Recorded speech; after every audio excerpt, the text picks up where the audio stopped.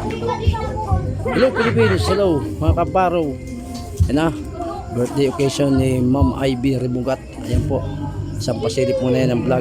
At mamaya po ng konti. At siyempre, pangadyan muna ito ng ating maestra na si Ma'am Margie. Ano po, bago magsabi na ginanap na lang po ito ngayon.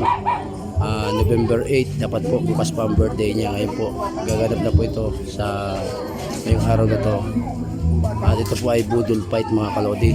Ano po, ayan, dyan sa gusto magpa-good vibes din mga kalodi. Ayan, yan na pang gawin ninyo. Lahat po kayo ay makakakain ng ganyan, ng masaya. At ito po ay dito po sa Puro Mangga mga kalodi. Ayan, ito ang pasilip sa inyo ng Batang Mangyan Vlog at Ian Di Castro YouTube channel. Ano po, binablog ko ngayon na siyempre invite yung mga kapitbahay, mga kumare, kumpare, kapatid, nanay, kuya, ate, nandito na po lahat.